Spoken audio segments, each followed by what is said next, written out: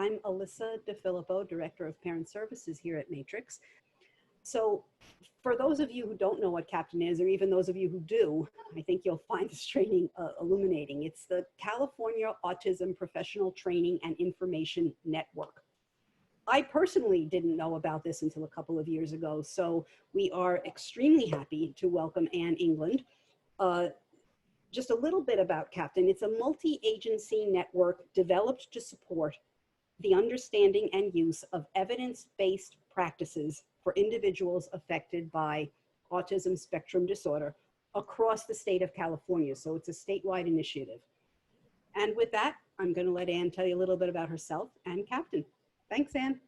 Thank you. Well, good afternoon, everyone, and thank you for showing up here today from 1 to 3. We'll take a little break at 2 o'clock, but I am so thrilled to be here. And I am the co-coordinator of CAPTAIN and also the project coordinator of something called the SELPA Content Lead for Autism. And that is my partner in Marin County, SELPA. So I'll tell you a little bit more about that in a minute, but I think you all know exactly why we're talking about autism today. You're directly affected by that. And we do know that the numbers of individuals is rising every year. When we look at our national numbers, we see that they're now 1 in 54. And then when we look in our schools, we see that right now we have 132,359 students who are eligible for autism in our schools now on distance learning. And I'm sure most of you know that quite well. There's been an increase of 5,550 more students since last year. And that means that the total 16.46% of students with disabilities do have autism spectrum disorder. So a long, long time ago, a group of parents, just like yourself, said, you're not doing enough for California, and you're not doing enough for the parents and for the families and the caretakers and the individuals with autism. And they went up to the California State Legislature and said, do something better. And out of that came something called the Legislative Blue Ribbon Commission on Autism. And that's what happens when groups of people, in large groups like you all did, go up to Sacramento. They form a legislative blue ribbon commission. And what they did is they appointed several of us, and I was appointed, and Patty Shetter, who is my co-coordinator for CAPTAIN, we were on this committee. And the legislature said, are we not doing enough for individuals and families affected by autism in California? And if we're not, then give us some recommendations. So we spent way over a year between 2006 and 2007 studying the issue with a whole bunch of other stakeholders. And there were representatives from our family support agencies and from the schools and the universities. And it was a group of almost 50 individuals. And out of that, in 2007, we presented our report.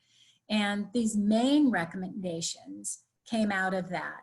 And that was that we needed to develop a better process for interagency coordination, because families were going to the family support agencies and being told one thing, and then they go to the regional center and be told something else, and then they go to the schools and they go, what do you mean you're not doing ABA for 40 hours a week? We were getting that at the regional center. So there needed to be better interagency agreements so families were getting consistent information and equitable services. The other recommendation was to increase training in autism. There just wasn't enough. If you think about 2007, that's, over 13 years ago.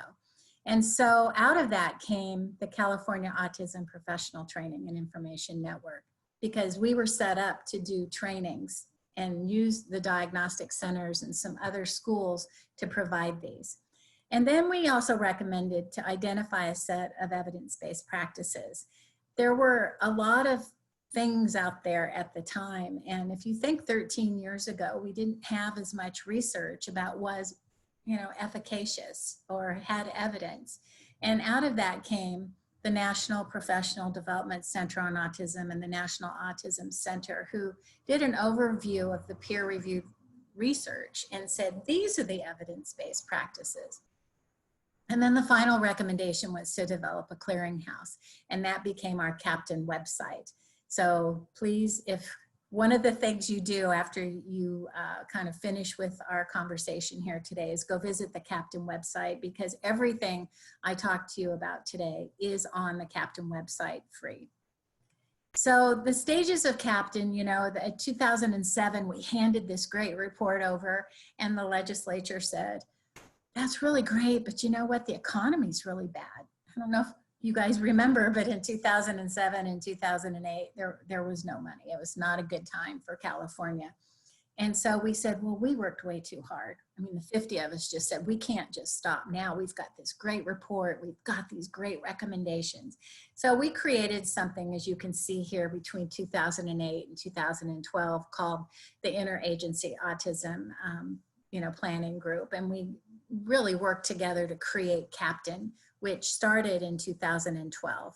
And then in 2013 and 17, we recruited and we trained cadre. We have actually right now 444 Captain cadre in the state of California that are comprised of members from the family resource centers, the family empowerment centers, the PTI, also from the regional centers, and then also from the schools. And so we have a large group of individuals who are part of Captain. And then now, between 2018 and 2023, you can see on this left final one, we are scaling up the work because we did receive money through a grant. So as Alyssa said, we are a multi-agency network, and our goal really is to disseminate these evidence-based practices. And our vision is to create this group of people who are all trained, who really know what these evidence-based practices are, and they understand the science of implementation. Like, you know, we know what we should be doing. Now we just want everybody to do it. And these are all of our partners. You know, it does take a village, and it's important in a giant state like California that we have lots of people who are involved on the same page so that the messaging goes out, especially to parents and educators and service providers about, you know, really a consistent evidence-based, research-based message that we should be using evidence-based practices. And here's how we implement them with fidelity so that we can improve outcomes for individuals with autism. So we were fortunate all those other years from 2007 all the way through 2020, we've never received any money.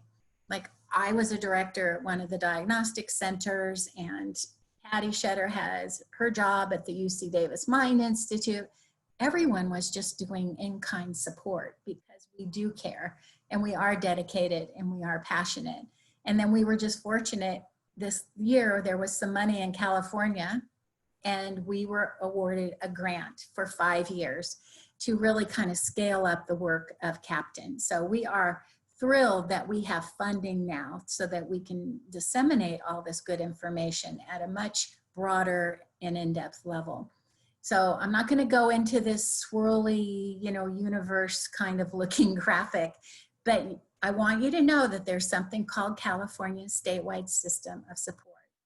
And it's really about these local education agencies receiving support at all these different levels with all these grants to improve outcomes for all of our students.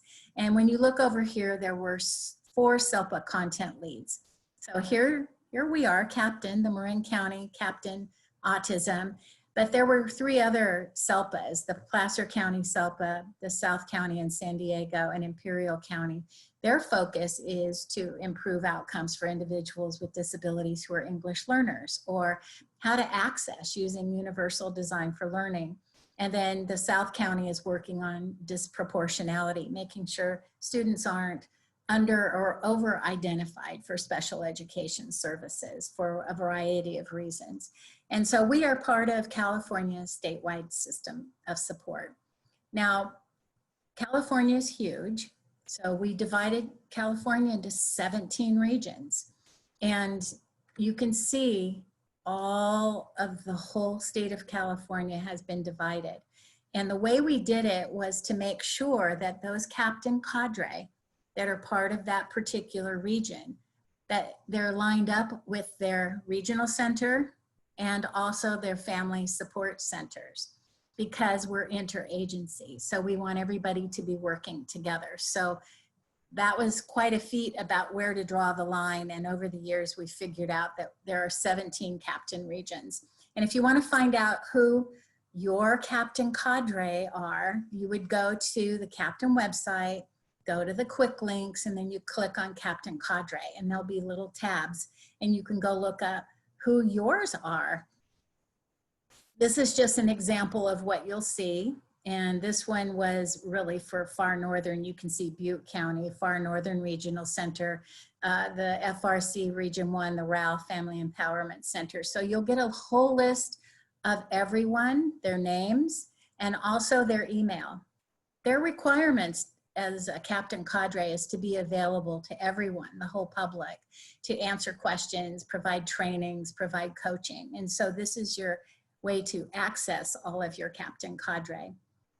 Now, one of the things we did with the grant is, as you know, everything is really important and requires leadership. And, you know, the state of California is so huge. And so just a few of us couldn't really maintain the level of leadership throughout all those captain regions. So we kind of have the top, but in each one of those 17 captain regions, with the grant funding, we're able to hire people to spend some of their natural work time dedicated to the work of serving children with autism in our schools, in the regional centers, etc. So this year one, we have these 8 individuals who are the leads of some of those captain regions. And then this year we selected 5 more. And so we have 13 of those 17 with these leaders who are available to build the capacity of each one of those regions. And they meet with us once a month, and then we have ideas. Okay, so that's kind of who captain is and what the captain SELPA content lead is. Okay, so now we're going to talk about why captain is so focused on evidence-based practices.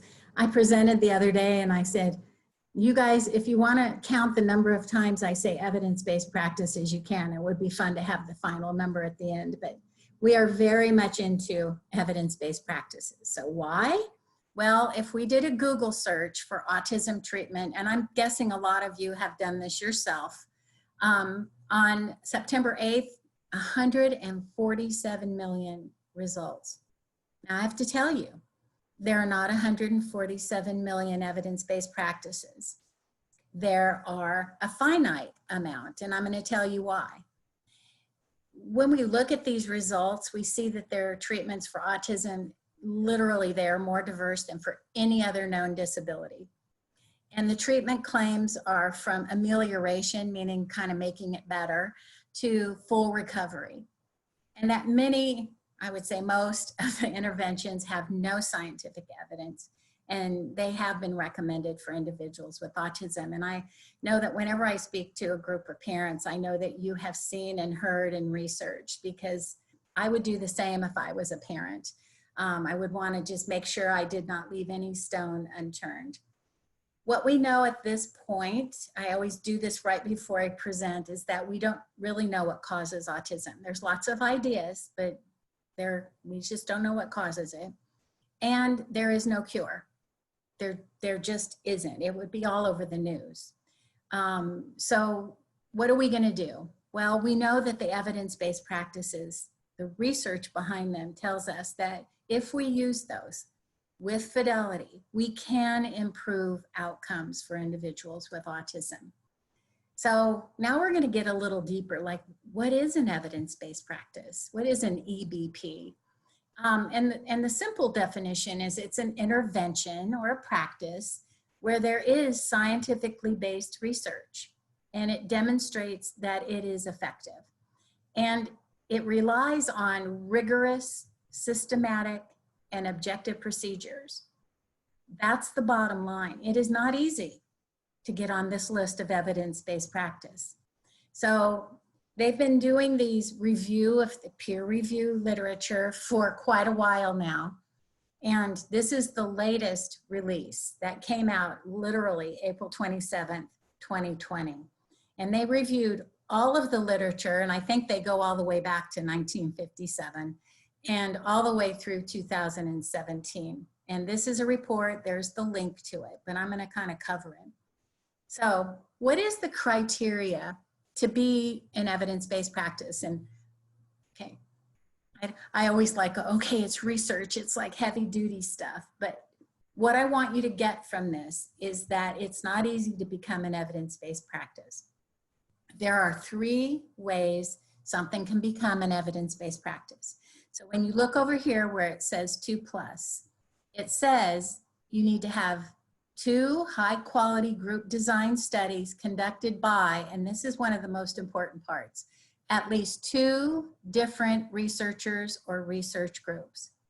So what that means is somebody who's a researcher can't just do their research and publish something. I've seen some researchers publish online, like their own pretend journal, and say, I have research.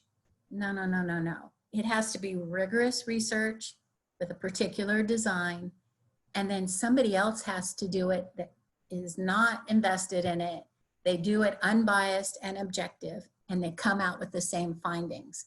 That's how you become an evidence-based practice. Now, another way is to have these 5 high-quality single case designs, and they're conducted, look here, by 3 different investigators or research groups. And they have to have at least 20 participants. So it goes into more depth. But now you can see once again what? 3 different investigators. Once again, objective, not biased, coming up with the same findings. So now you're starting to get a sense that research takes 2 or 3 years, and then somebody else has to do it for 2 or 3 years. So it takes a while to become an evidence-based practice.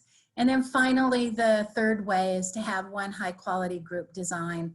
And I'm not going to read this whole thing, but once again, look, at least 2 different investigators or research groups. So the takeaway here is it's rigorous scientific studies, and that different researchers have done it separately and come up with the same findings. So instead of 147 million evidence-based practices, we have 28, and here they are. Now, I'm not going to go over all these today, but your captain cadre are aware of these and they know about them. And I think if you want to know about them too, we have lots of resources that I'm going to share with you, because I think a well-informed parent is a parent that can advocate best for their child. So there are intervention fact sheets available for each one of these 28 evidence-based practices. And there's a definition of the intervention and the age range. And somebody says, oh, I want to use this one. And I go, well, you have to look at the research. There were 5 research studies for ages 6 to 12. So you can't really use that evidence-based practice with a 17-year-old or a 3-year-old. So we have to really be thoughtful and strategic about how to select an evidence-based practice. And then most important in these fact sheets, it's the references. The references, which are the specific articles that provided the evidence for the efficacy of the practice, the research that said it's an evidence-based practice. This is a matrix, and down the left-hand side are the abbreviations of the 28 evidence-based practices. These are the goal areas across the top and the ages. So wherever there it's colored in, it says, yep, there's research for this age in this goal outcome area. All of this is on the Captain website, and the matrix and the definitions in English and Spanish are right here. So we have the evidence-based practice definitions in English and the definition. So it's kind of like an at a glance. That wasn't available in the report, and we developed that because I want to be able to look at, okay, where's this one? What's the definition? And not have to go through a whole report, right? Now, this is what's exciting. And these are free, high quality online training resources.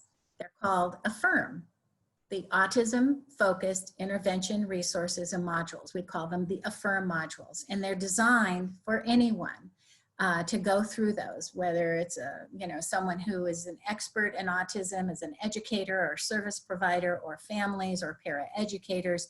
They are designed in such a way as to be accessible and have a high outcome of understanding what it is you've done. So I don't want anyone to feel intimidated by these. So once you go into them, you'll go, oh, this is really well done, and there's videos and everything.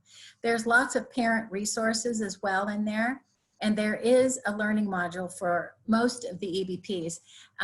There were 27 evidence-based practices last year until April, and so they have to catch up with the 28th one. There are parent guides, implementation checklists, EBP videos. There's all kinds of resources on here, and once again, they're free. So you would go on and you would log in. You can look at the videos, because I really think, you know, a picture's worth 1,000 words, and a video is even better, because it really goes, oh, that's what that one looks like. Oh, I can do that. Because sometimes when you read about it, it looks kind of challenging. Now, when we look at the implementation checklist, this is one of the most important pieces of an evidence-based practice, because we have to implement it in the way in which the research said it would be effective. So how do we do that? Well, they've developed these implementation checklists. And so oftentimes when I go in as a coach, well, when I used to go into the classrooms as a coach, they'd go, this one's not working. And I go, well, let's get the implementation checklist out and walk through it. Did you do this? Did you do this? Did you do, oh, I didn't do that. Oh, okay, well then that might be, it might not have been about your little child with autism. It might have been about you not implementing the evidence-based practice, you know, with fidelity. And so these are really, really important checklists. So you as families who go in to an IEP meeting and you may not be seeing progress toward a goal, and they're using these evidence-based practices, you might want to go, hey, have you been using the implementation checklist? So there's a really great course on this Affirm module. It's free. It's very well done. We're having all of our brand new captain cadre members take it. It's called Introduction to Autism. And what you'll get on here is only evidence-based, research-based information. And that, again, that's free. When you sign up for the Affirm modules, they're not going to send you a whole bunch of spam or commercials or bombard you. It's a research grant funded website, and they just have to keep track of, yeah, this many people came and looked at our stuff that you gave us money to make. So you just put your name in and your password, and then you can go through and take as many courses as you want for free. This one just came out, and it's a companion guide for families about reinforcement. And I know maybe a lot of you have been like, we need to get the reinforcer and you need to do reinforcement. Well, this is a really great guideline that can be found on the Captain Padlet, but also in the Affirm modules, which is really helpful to understand something that's very complex, such as reinforcement. And I told somebody the other day, I said, you know, I think all of our bandwidth is limited for kind of accessing really complex information. And so I'm trying to find things that simplify a very complex topic. And maybe when the world calms down, we can dig into the deep, complex stuff. But for now, I'm loving that there's some information out there that's just the facts, just the basics, and very, very accessible. So I really like this one in particular.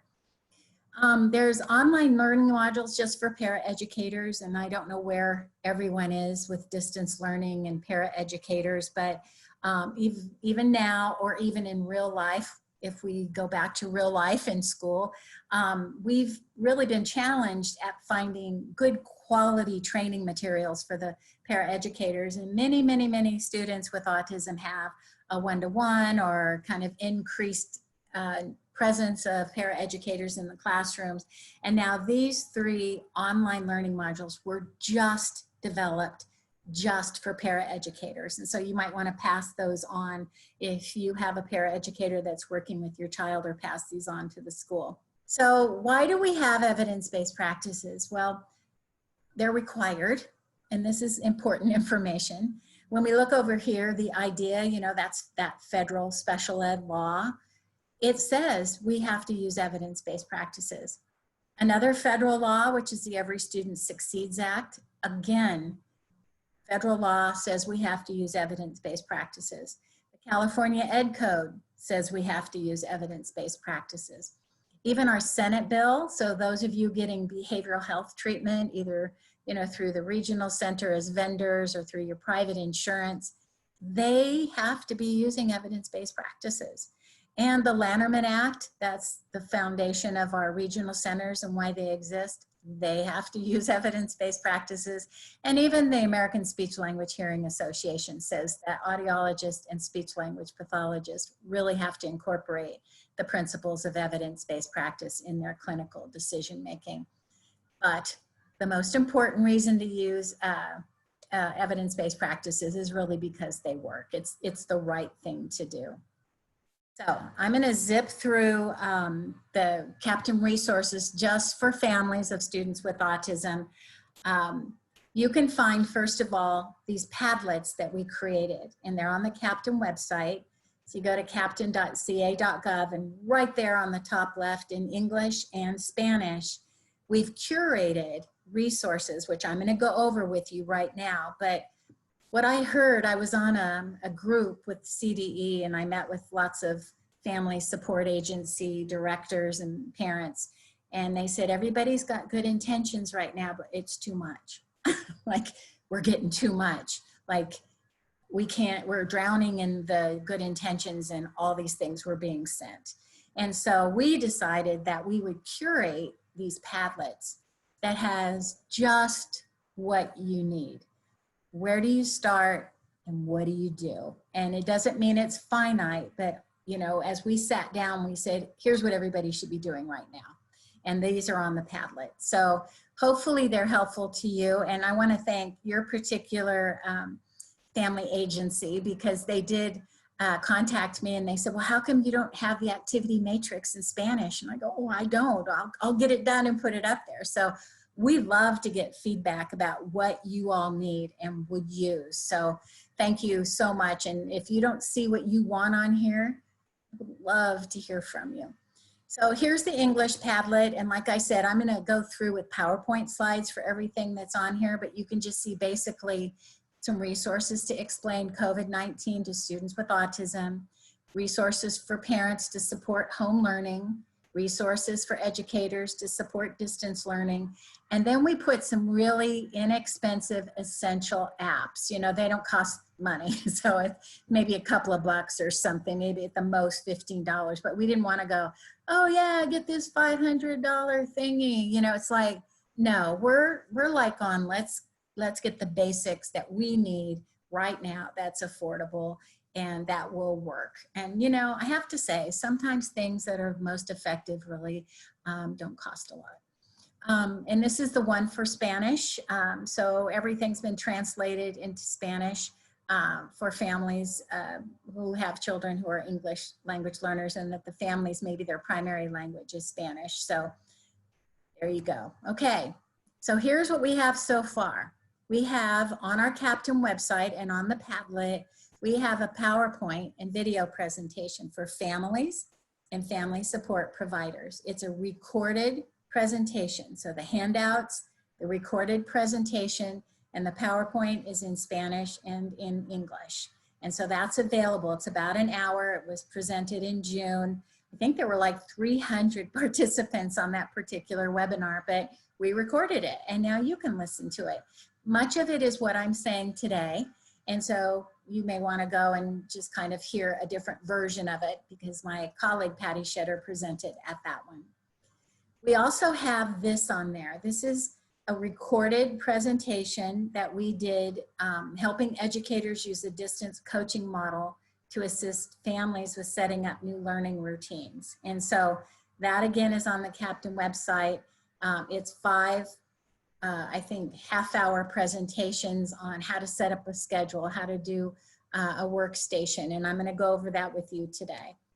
And then we also have this other recorded webinar, how educators can support students with autism and their families through distance learning. That's on the Padlet.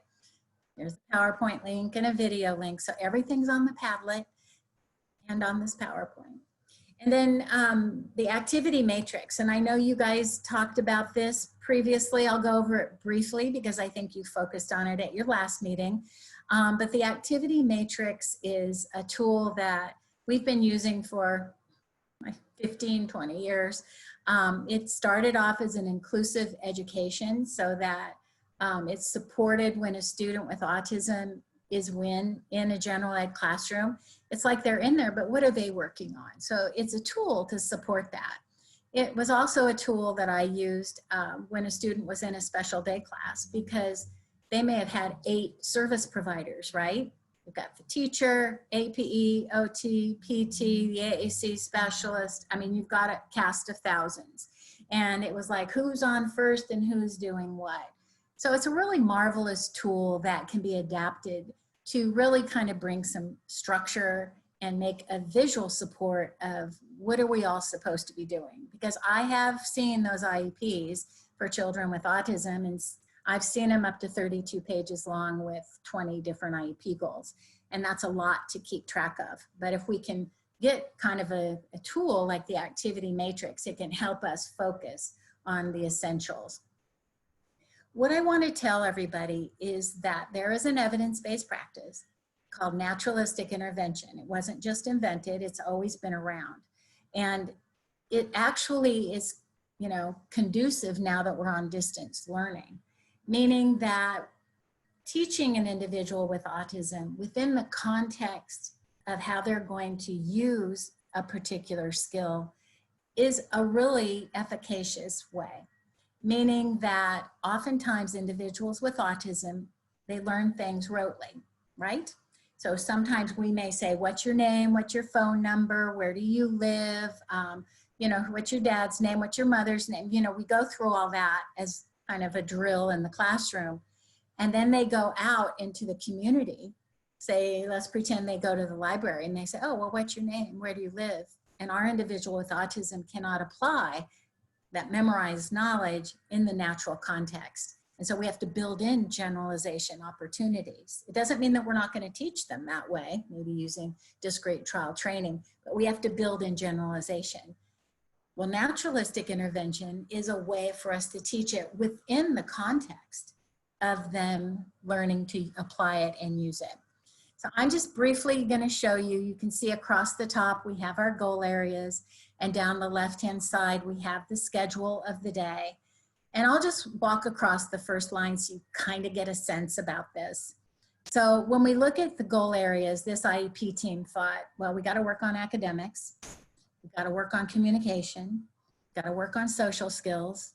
We want our individuals with autism to be as independent as possible, and we need to work on some fine motor for this particular student.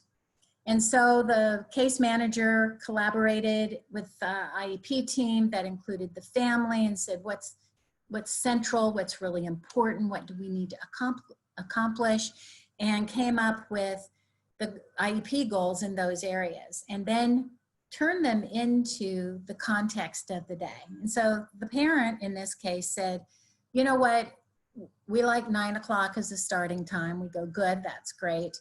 It works for your family and for your child to get them up and dressed and ready to go for work in the home. And the first activity will be to review the daily schedule. And usually what I get is like 30 minutes to do that. Oh yeah, this is an amazingly rich time to really go over a schedule. You can work on all kinds of things infused into this one activity. So for example, reading goals. The student is to read words on the schedule. Many of our students with autism who read are what we call hyperlexic, meaning they can read anything, but they may not comprehend the meaning of everything that they read. So we have to work on particular ways that they can apply that and understand what they've read. And what better way than on the schedule? So they're reading the words on the schedule, and if they have trouble, they're going to ask for help. And then in math, the student for this activity is working on telling time. And so we'll read the time on the schedule. So already we're just looking at the schedule, but we're also working on academic goal areas for math and reading.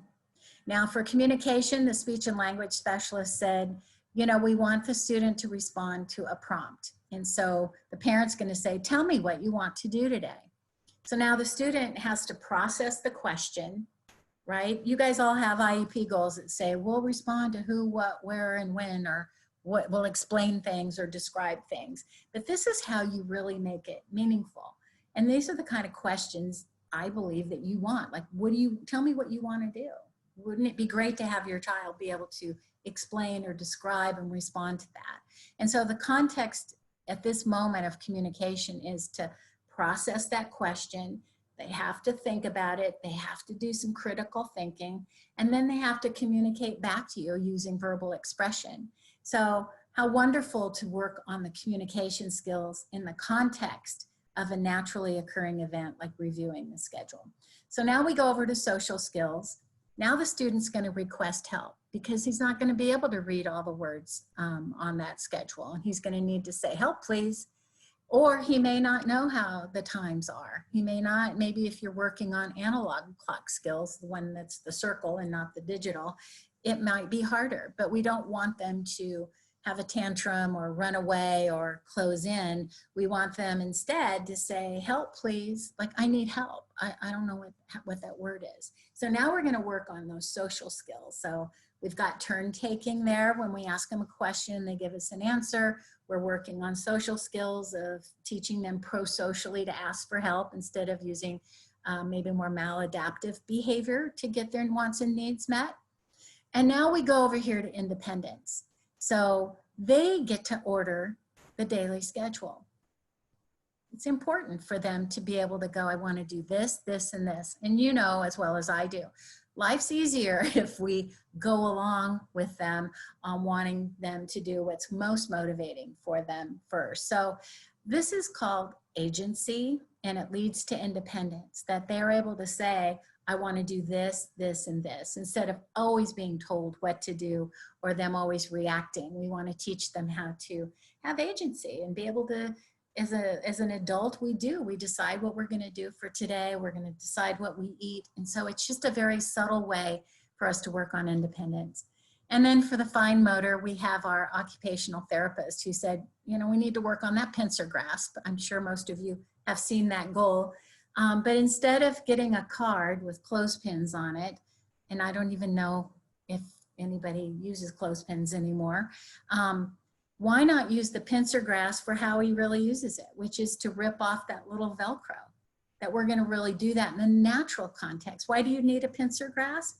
Right? To take off tabs and, you know, to take off paper, to turn pages, to take the Velcro icon off the schedule. So in the natural context. So this is just an example of naturalistic intervention using the activity matrix on infusing your goals throughout the day and in a really rich way that there's deep meaning and generalization. Okay, the activity matrix is on the Captain website in Spanish and English, as well as on that Padlet. I also wrote an article in the California Department of Education's newsletter. It was in the EDGE Summer 2020 edition on page 11, and it discusses the importance of having schedules and routines and using the activity matrix. So if you kind of wanted to read more about it, there you go. These are infographics that were developed just for families by our family support agency, Captain Cadre. And so it's kind of like one stop where you can look at this and go, how does Captain make a difference for me as a family member? So we have this one, which is evidence-based practices just for families. We have it in Spanish as well. And so these are kind of one-pagers. They're on the Captain Padlet and they're also on the website. This one I think is really helpful. It's Autism Facts. These are from the CDC, so you know the content is good, but it's in many, many languages, and I can't begin to tell you how many, but if you go to the Captain website and click on fact sheets, you can get it in Mandarin, you can get it in Tagalog, you can get it in Arabic, you can get it in Spanish. And so for the family support agency staff and families, if you want to read about autism in a language of which you feel like it would make more sense for you, here they are. And if you want to print them out and disseminate them, they're all free again. These ADEPT, Autism Distance Education Parent Training, these can be used two different ways. The English and Spanish are available both. Module 1 is strategies for teaching functional skills. And then module 2 is positive behavior strategies for your child with autism. So as a parent, you can just go in and click through and learn from it.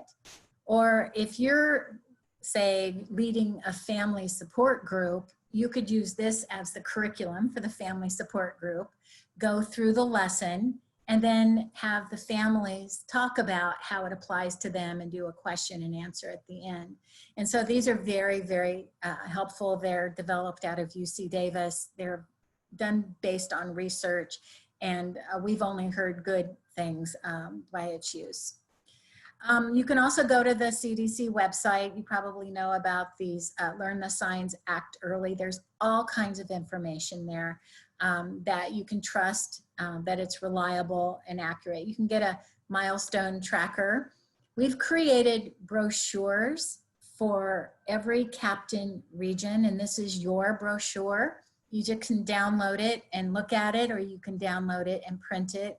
But it tells you all the phone numbers, your phone number of your regional center, your support for families, Matrix, there you guys are right here, the school phone numbers, and somebody sat and called every one of these numbers. So it wouldn't be this, sorry, you need to press 2 or they aren't here. So these are very accurate. On the other side of the brochure, your child's early development, you can kind of look and see, oh, they're supposed to be doing this here, that there. So it can be very helpful to get just an at-a-glance guide on a child's development.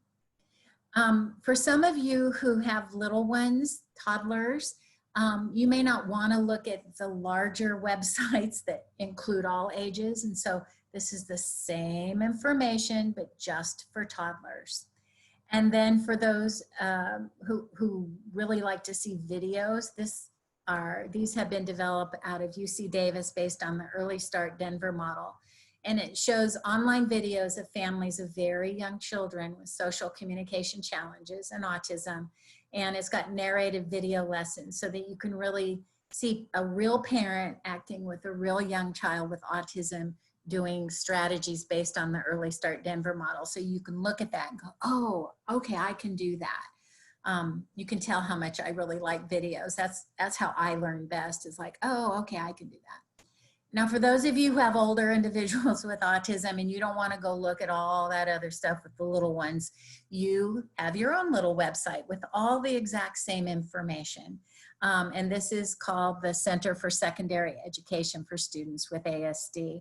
And they've got these really great segments called Autism at a Glance, and they're very easy to read. One of them is Supporting Success and Safety in Relationships, and it's not like a dissertation or some kind of peer-reviewed journal article. It's actually like a at a glance, like this, here are 4 things to do, here's some stuff.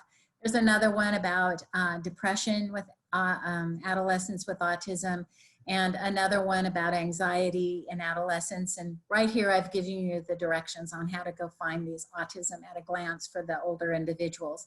And I think right now it's probably important, if you have an older individual, to take a look at the ones on depression and exercise. I kind of tried to select ones that might be most helpful, especially now during our distance learning. There's also a couple of presentations in there. One is Characteristics and Practices for Challenging Behavior. And I think if this is how you learn, this would be a great resource. We want to talk a little bit about evidence-based practices. And one of the ones people always say, well, there's 28 of them. Like, how do you choose? Well, there's on the Affirm website something called How to Select an Evidence-Based Practice. And so I think that is really helpful when you're looking at how to select an evidence-based practice for an individual with autism. And it should be very strategic. It's not one size fits all. What we want to do is say, what are our goals? What's the age of the individual? What do we want to accomplish? And we're going to strategically determine what the goal is, and then which evidence-based practices will help us get there. However, now I'm thinking of real life, and I always just say, start with visual supports. Sometimes we call them the key 3 or the core 4, because, you know, the journey of 1,000 miles starts with the first step. And I've never really gone wrong with starting with visual supports. And we know our individuals with autism, for the most part, are very, very busy. And they need the visual support to help anchor them, because they are so visual. And this really, visuals includes all kinds of things like written words and objects and arranging the environment. So it kind of covers a large arena. This is one of my very favorite resources to help with visual supports. And this particular group in Indiana received a grant, and they created an autism house, and they took a video of walking through this house and how these visual supports can be used in each room. So once again, you know me, and I love my videos, they kind of walk around and they go, here's visual supports that you can use in the kitchen, you know, like how to access the refrigerator and the stove and making meals, or in the dining room or in the bathroom or in the bedroom, getting ready for school, etc. So I just think these are really valuable videos that, you know, once again, will walk you through what it really looks like when we say, oh, make a visual schedule or use visual supports in the dining room. It'll show you how. And there's 2 different videos. There's part 1 and part 2. And these again are on the Captain Padlet. So you just go to the Captain Padlet, push the little button and it takes you to those videos. When we look at creating visual and physical boundaries and structure, that can be really, really helpful. So you'll probably have noticed in your classrooms for individuals with autism that there's kind of, you know, using the furniture as natural structures and ways to identify particular areas. And it helps because it can minimize distractions, and it kind of clarifies what's expected. Like, this is the reading corner and we're going to read in here. So the visual cues give these prompts. And what I always say is the verbal prompt is the hardest prompt to fade. And so we end up, when we give lots of verbal prompts, making our individuals with autism prompt dependent. They're dependent on those verbal prompts. We build ourselves into their schema of understanding the world around them. And the visual supports really do help develop independence so that we can teach them how to self-manage, to go through the schedule of their day. They relieves anxiety because they know, I'm going to do this, I'm going to do that, I'm going to do this. When I get to this area, I know it's for reading, or I know this is for my homework distance learning. So these seem very subtle, but I can't, you know, I guess stress the importance of having these physical structures and then the structures of the day, of the schedule. Setting up a workstation. Now, I know not everybody's going to be able to have a desk and a chair in the perfect corner of the room, but you can see this is a way to kind of reduce distractions. They have everything they need. This is where I'm going to work. I'm going to be looking kind of at this wall in my schedule. And so you can try to set up something that looks like this. But what I'd like to recommend is that if you're finding that distance learning isn't going so well, go back to the basics and work with your educator or whatever specialist that you're working with and say, you know, the first thing we need to do is get student engagement and attention. And you may need to go back a little bit and set up the work area and the schedule. That's sometimes if things aren't working and you don't have engagement or attention, let's go back and see if we can do something else to support that. It may not just be about the curriculum or I don't want to do that. It may be that we haven't set them up with the structure. And so when we do our presentations, and you'll see the ones that are recorded that I recommended to you earlier, we spend a lot of time telling educators to work with families and to brainstorm with you ways to set up a workstation, whether you have a desk or not. You'll see in the visual supports house videos, they set up a workstation at the dining room table, which I think is mostly what everybody's doing, either that or their island or something like that. So you'll see some examples of how to set a variety of those up. But work with your educator and say, look, I need some ideas. You know, give me some ideas on here's what stuff looks like here. Help me figure that out. You shouldn't have to do that alone. And collaborate on the things that, you know, they need, and you know, what kind of work systems and how to set up the structure. If I was an educator working with you, I would spend a lot of time getting this piece done with you, because we have to set our individuals up for success, and with you. And I always say it's kind of like MacGyver time. We have to use the materials that are available now. So your house, your setup, the fact that you may have other children in your house, that you may have 2 adults or 1 adult working from home or taking care of other people's children. You know, we have to really be adaptable and flexible to support you. And it can be done. It can be done. Providing structured work systems to manage the workload. And so I'm going to show you a video in a minute, but you know, we like to use the structure and the visual containers for our individuals with autism. And I always tell the educators, you know, everything that worked in the classroom may not work now. Because I think they, with good intentions, sent a bunch of stuff home to you and said, do it like this, this worked in the classroom. But you know what? That was a whole other little world. And generalization is often challenging, and it may not work at your home. But the concept of having a structured work system to manage the workload probably will. So we have to get to the essence of what's going to work really well there. So we know that, you know, matching color binders and books and things can be really helpful because, again, our individuals with autism, you know, kind of are very visual. And so if the blue is for the history book and the folders for the history homework or whatever, you know, particular curriculum you're trying to do, using a colored folder for each thing might be helpful. Might be too much for some students, but it might be super helpful for others. I cannot begin. This is Patty Shetter, my co-coordinator. She made these quick video tips a couple of years ago, and they have been the biggest hit, let me tell you.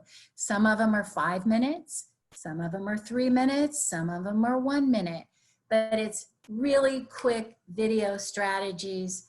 It's on the Captain Padlet, and I'm going to show you one, and you'll just see how great these are and how helpful it can be.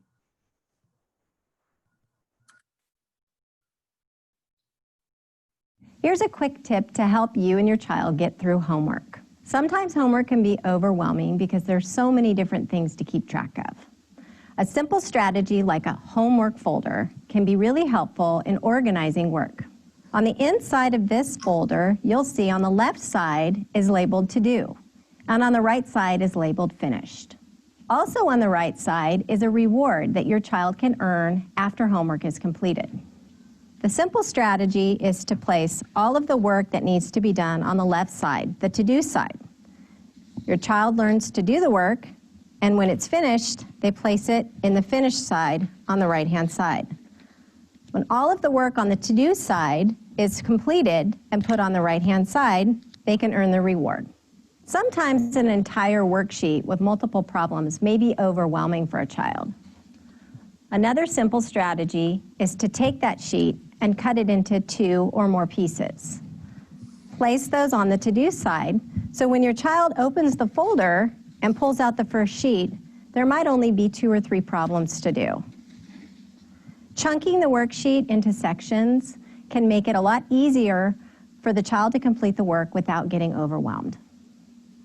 For older children, it can also be helpful to color code, with different colors representing different subject areas. The homework folder can match the color of the book cover, and that way it helps with material organization. Don't you guys think those are great? Clap. I think they're fabulous. We also have something called First Then. Many of you may be very familiar with it. It's a visual schedule system, and what we do is we have something kind of less desirable like work, and then they get to do something more desirable, like in this case it was computer for this particular student that we worked with. Here's another video explaining First Then. Transitions can be really difficult for young children on the autism spectrum. Here's a simple strategy based on the evidence-based practice of visual supports using a technique from applied behavior analysis called the PREMAC principle, which basically means doing a low probability behavior followed by a high probability behavior. Using a simple first-then visual support, showing the low probability behavior, for example, washing hands, followed by the high probability behavior, for example, eating lunch, can be a really effective way to be able to help your child through a more difficult or less preferred activity in order to earn or get to a more highly preferred activity. This same strategy can be effective for older children as well. You can simply write it down. For example, first, complete homework, then you earn the computer. It's important to make it visual and have it either written down or made in a graphic way to help the child keep track of what's expected and what they'll earn. Visual strategies can be highly effective for any young child and for those on the autism spectrum. I think these are great, and there's a whole lot more. I gave you the link, but you can see how quick they are, how simple they are, and you can even take those to your educators and say, you know, I saw this and I think it'll work, but I need it adapted or maybe for it to be defined a little bit better for my particular child. The one thing I want to tell you that has come up a lot recently is they're telling me, oh, the schedule's not working, or the visual symbols aren't working, or, you know, the first then isn't working. And I said, well, wait, let's back down. These are evidence-based practices. Let's think about why they may not be. And one of the one things that I've noticed is that maybe the visual symbol has not been selected well.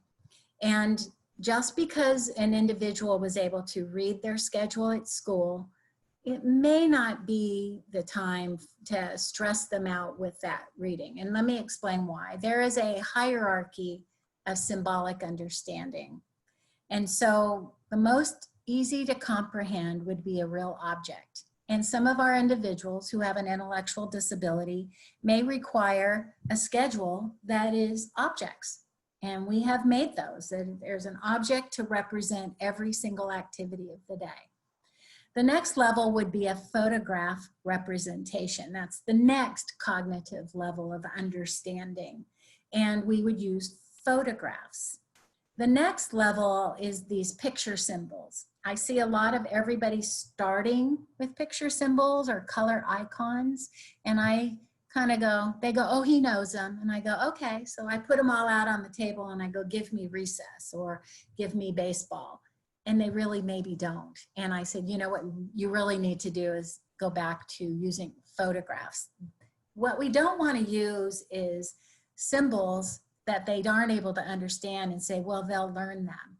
That's just putting way too much stress on the individual to follow a schedule, and then you're trying to teach them cognitively how to memorize what that is. I want that schedule to be instantly comprehended and understood, because we don't have time to train what these mean. And so I want you to go back if you're thinking maybe your schedules aren't working. And it's okay to have mixed. Sometimes the kids, individuals need a photograph, and sometimes they can do the picture symbols for some of them. The next hierarchical level is black and white icons. And that's harder to understand, as you can see, than the actual object or the photograph or the picture symbol. And then finally, the most abstract is the written word.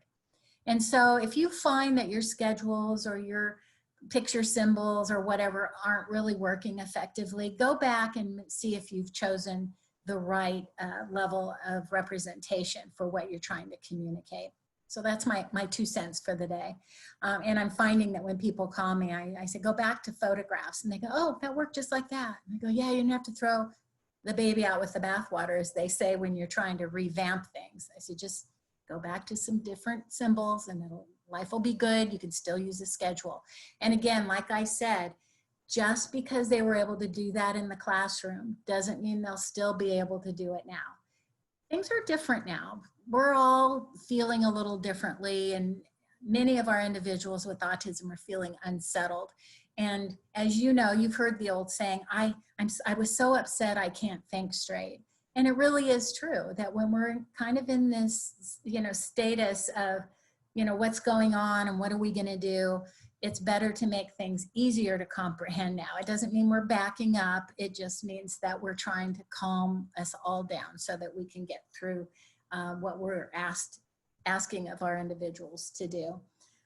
We know that changes are really hard for our individuals with autism. I think it's hard for all of us, but what we do know and the research says is if we prepare our individuals for the change, that we make sure if you're going to go through that schedule of the day and you put just a little change marker there, you might say, oh, instead of the trampoline today, we're going to take a walk.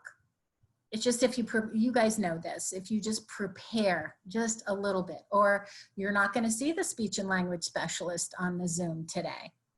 You know, she's not going to be there, so that you keep updating that schedule and then they can get used to, okay, got it, that's going to be our change for the day.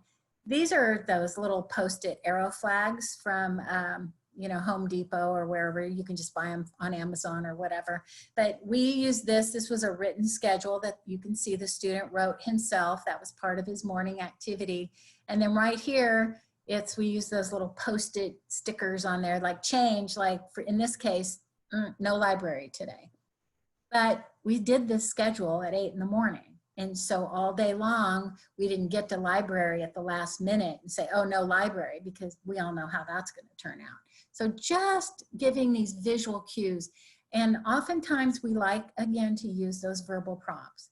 Oh, we don't have library today. I told them we didn't have library. Well, first of all, what we want them to do is self-manage. And we don't want them to be dependent on that verbal prompt. So we want to use these visual supports to build independence. And then this lasts so much longer than that one little casual remark somebody made at 8 in the morning that there's not going to be library. That's sitting there all day. Using visual supports in the virtual classroom, we have an amazing captain cadre. Her name is Cassandra Guerrero. She presented at the Inclusion Collaborative, but they were finding on distance learning in the virtual classroom that the kids needed prompts. And once again, they kept hearing me in their ear. They said, oh, we had to come up with a visual prompt because they were saying, oh, it's time to go check your Gmail or check your Google Calendar or unmute or mute. So they just did these symbols. They taped them on the popsicle sticks. And then you can see over here, they hold them up. So even during distance learning, you can do visual prompts on how to engage and participate. Or you can see over here, chat, time to write in the chat. So once again, using visual supports can also happen during distance learning. If you want to learn way more about visual supports, there's a toolkit in English and Spanish on the Autism Speaks website. This is another resource for visual supports from Teach. These are all on your Padlet, so you don't have to worry that it's not there. I'm just showing you everything that's on the Padlet. You can just click on the Padlet and it takes you right there to their world. And then if you wanted to hear like a whole lecture training on visual supports for an hour and a half or on video modeling, just click. This is on the Captain Padlet, and you can kind of take a more in-depth, deeper dive into visual supports and video modeling. And Amber Fitzgerald from the UC Davis Mind Institute is brilliant. And she does a great job of presenting very sequentially the information on both of these evidence-based practices. And then another evidence-based practice is called antecedent-based intervention. And I know that sounds really kind of fancy and like, I don't know, super complex, but basically ante means before, and it just means what are some things we can do ahead of time to set our students, our children up for success. So some examples is like give a warning, like I said, you know, we're gonna have a change, or we're gonna go out to dinner tonight. That we choose motivating activities and materials. You know, back in the olden days, they would say, oh, you know, he's obsessed with Thomas the Tank Engine. So, you know, we're not gonna give him access to that. Well, we all saw how that turned out. They would search and search until they found it, or get somebody else's in the classroom. So what we've learned in the research is take advantage of the special interest, because that heightens engagement and motivation. So it's okay if it becomes a distraction. You know, we can work on accessing that and moderating it. But for the most part, what we want to do is use a special interest, and I'll show you some examples. Using visual supports to set the expectations, that's what we're going to have that schedule. And then offering choices is a really important, you know, as a education behaviorist, I like to, you know, the first thing is like, people ask me and I go, they always look at me when I go in the program, like, what are you going to do about that? And I want to go, well, I haven't done the FBA. I haven't seen your behavior intervention plan. I don't know the child. But one of the go-tos is offer them a choice. So they may say, I don't want to go outside. Do you want your jacket or your sweater to go outside? So it can be just a way to interrupt something. It can be stopping and giving them a choice, right? They have to stop and think. They have to compare and contrast, and they have to communicate to you and select. So oftentimes offering choices. Do you want to use this or this or that or that? And I have some more examples. Building students' tolerance to the teaching activity. So we just start a little bit at a time instead of, you're going to do an hour of Zoom. You know, what we're going to do is find that sweet spot, and then just little by little, we're going to add on to that. Giving a heads up and using countdown. This is really good. You have 5 things to do. You tear it off. Now you have 4, and we teach them how to do that. Now you have 3. Oh, look, you're almost finished. But it's, you know, I have to tell you, I do that myself. I have my to-do list for the day, and man, I can't wait to cross that off. You know, it's like, oh, and then I got these 3 things to do. So some of these strategies are good for all of us, but they're especially helpful for our individuals with autism. This is just a website with all kinds of timers, but you know, the important thing about timers is instead of us going verbally, you have 10 minutes, you have 8 minutes, you have 6 minutes. Well, first of all, the verbal prompt again, remember it's the hardest to fade. We've made them dependent on us doing the countdown for them. And what we want them to do is eventually say, I'm going to give myself 30 minutes to do this. And then for them, ideally at the end of the day, when they become grown up, that they're able to go, I'm going to do 30 minutes and I'm going to pay attention to the time. And so we start with very concrete. The other things these do behaviorally is it's the time timer that told them it's over. So we kind of avoid some power struggles instead of me going, you're finished now. That starts in that, you know, the power struggle. And if we can get out of that, it's like the timer told you it's over. I had nothing to do with it. So I think these are really helpful at easing transitions so that we're not constantly dealing with that. This again, if your child, student loves Legos, use them for math. Go for it. Even on superhero writing, you know, if they just like superheroes, put the little sticker on there. One time I had a binder and they like dinosaurs. We put the 1 sticker on there, good to go. Just loved, that was enough. I'll do that because I see my favorite thing attached to it. And so take advantage of these learner preferences. And then choices, choices, choices. It works on critical thinking, right? We're comparing and contrasting. We're working on cognitive skills. We're working on communication. We're working on all kinds of things, but you want the pen or the pencil? Do you want to do math or reading? That's why we started the schedule at the beginning of the day a long time ago. What do you want to do today? Offering choices. It's an antecedent-based intervention that's being performed in naturalistic intervention context using the activity matrix.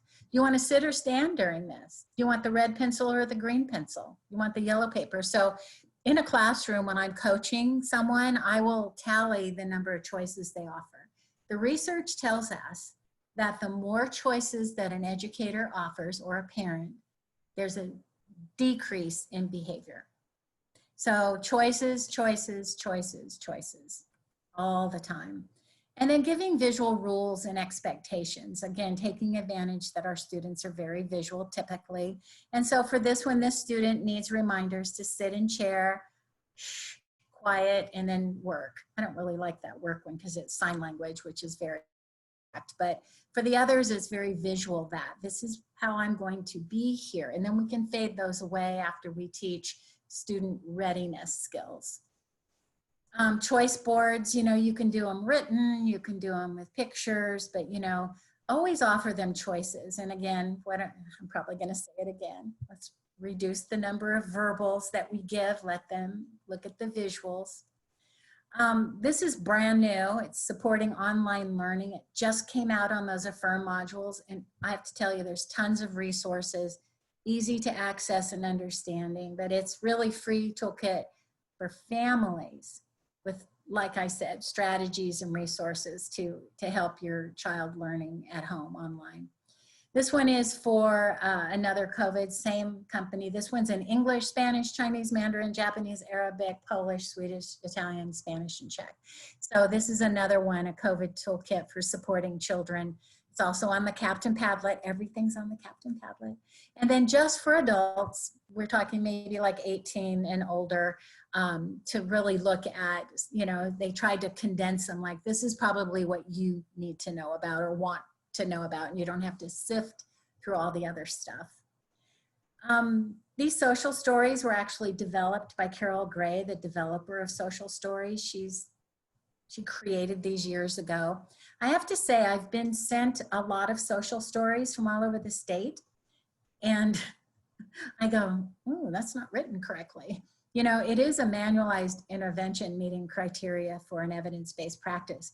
There is a way to write a social story, and there is a way to write it with fidelity, and there is a fidelity checklist.